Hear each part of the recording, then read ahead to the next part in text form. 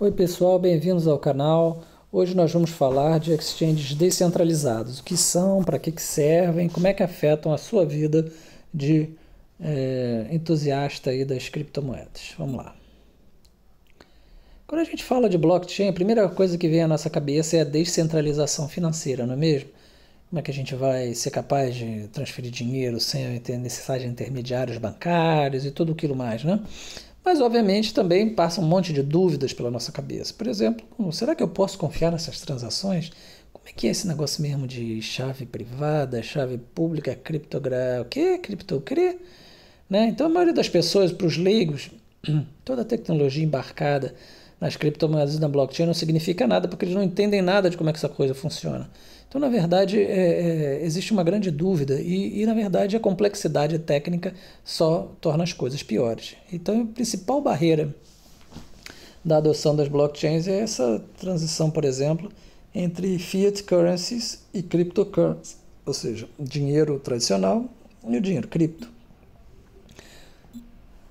E isso é o que a gente chama de barreira de entrada.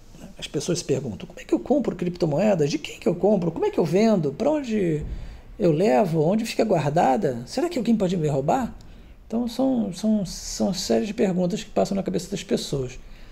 Então, para tentar aliviar um pouco dessa dor, surgiram as exchanges, que nada mais são do que meras casas de câmbio onde essas perguntas são respondidas e esses problemas, em princípio, são solucionados. Né, os problemas de como comprar, como vender, onde fica o meu dinheiro, enfim, manter o registro e tal. Só que isso aí leva a outros problemas. Um deles, que a gente gostaria de chamar a atenção aqui nesse vídeo, é o problema da custódia. Né? Porque como você vai utilizar uma casa de câmbio como uma exchange, durante o período em que você está transacionando financeiramente, né, seja comprando e vendendo criptomoedas, a exchange está de posse do seu dinheiro. Então, se alguém hackear a exchange, pode comprometer os seus fundos lá e você perder dinheiro, efetivamente. Então, é uma preocupação. Né? Agora, qual é a solução? Algumas pessoas argumentam que a solução para o problema da custódia é a única, é a descentralização.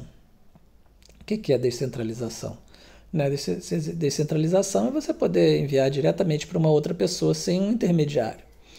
Na verdade, esse conceito de exchanges descentralizadas já não é novo, já existem algumas empresas aí no mercado que oferecem isso aí, mas aí vocês devem estar se perguntando, peraí, mas que história é essa? Se existe uma empresa oferecendo serviço, então não é descentralizado, é o serviço da empresa. Sim e não. Na verdade, o que faz uma exchange ser descentralizada é o protocolo descentralizado. É o fato de que, quando o dinheiro sai da sua carteira, ele vai direto para a carteira de um vendedor ou de um comprador, sem que tenha que residir ou permanecer no bolso da empresa, ou na conta da empresa. Então, isso é a descentralização, é a permissão, é a construção de um mecanismo que permita a troca entre pares direta, né, a transação financeira entre pares de forma direta. Isso aí eliminaria então o problema da custódia, minimizaria os registros, porque você manda direto para as pessoas e não há uma necessidade de manter um balanço disso aí, você fechou a transação, acabou. Não há intermediários, talvez, né? Depende de como a exchange descentralizada funciona. E tem a potencialidade de ser um mecanismo anônimo, mas isso também vai depender do provedor que você usa. As desvantagens do sistema tradicional é que o seu dinheiro ficaria na exchange, você está sujeito a todo tipo de escrutínio de leis anti-lavagem de dinheiro e de leis de registro de informação de clientes, manutenção de cadastro de clientes, que é o tal do AML-KYC. Quem não sabe pode fazer um Google rápido para ver o que significa isso aí. Né? E, obviamente, tem todas as lerdezas, dificuldades de transferência de fundos. Você tem que pegar o seu dinheiro do banco, transferir para a exchange. Às vezes o banco não quer transferir para a exchange não aceita dinheiro da exchange porque as regulamentações do local não reconhecem bem o negócio da exchange. Então, tem uma série de complexidades aí, especialmente quando se trata de volumes maiores. Né? Você tem problemas de disponibilidade de serviço, por exemplo, quando o servidor da sua exchange sai do ar e você fica sem poder negociar durante, às vezes, um período importante.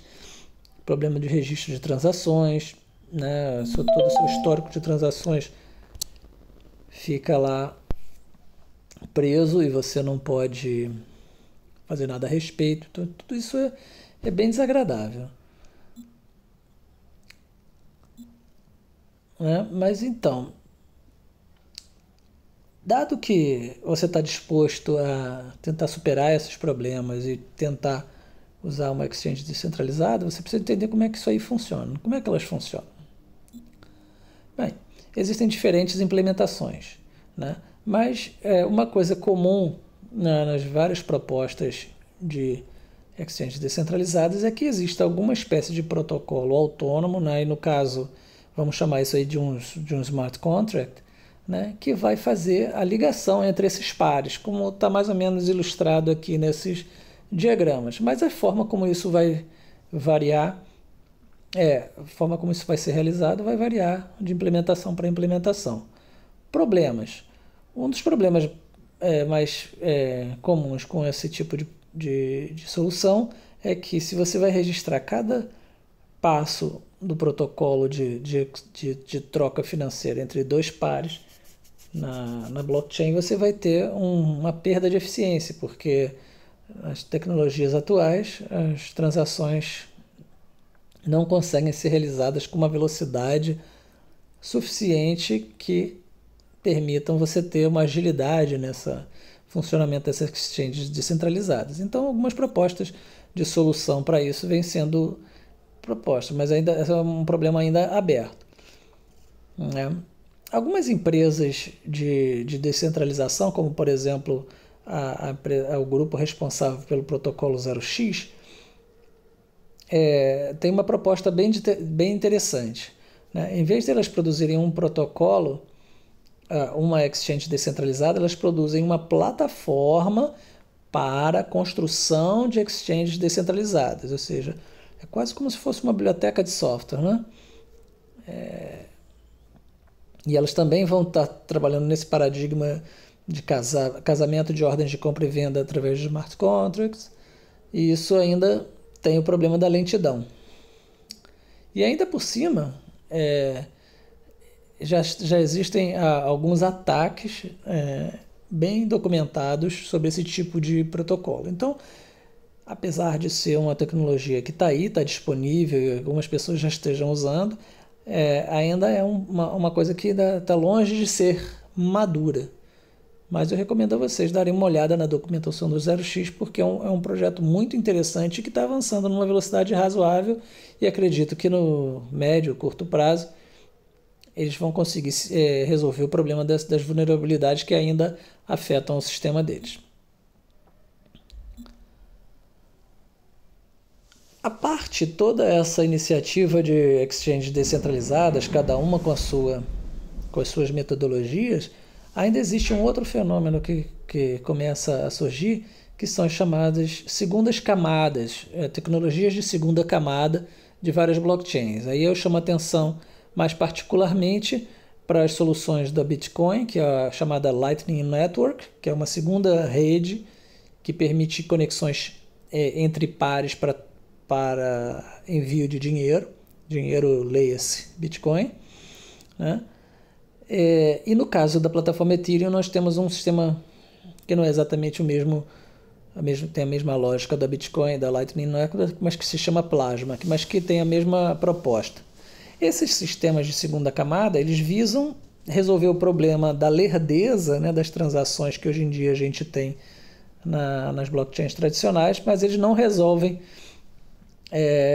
exatamente o problema de descentralização para fins de transação financeira de alta frequência, que é o que as exchanges também fazem, né? Elas querem que você não somente faça uma transação de vez em quando, é que você possa fazer 1000 transações por segundo. Esse que é o objetivo, né?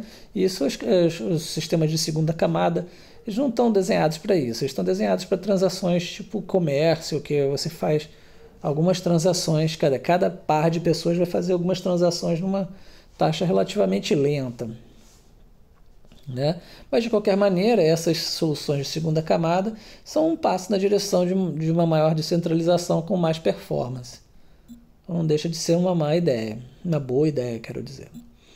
Então, gente, esses eram os conceitos que eu queria passar para vocês no vídeo de hoje, para que vocês, estimular vocês que dessem uma olhada nesse conceito de exchanges descentralizadas, vissem o que existe por aí, para ver se serve para vocês e se atende ao que vocês esperam, né, de operação nesse mercado cripto que só cresce e se expande. Qualquer dúvida, deixem aí nos comentários. Não esqueçam de dar um like no vídeo e assinar o nosso canal. Até a próxima!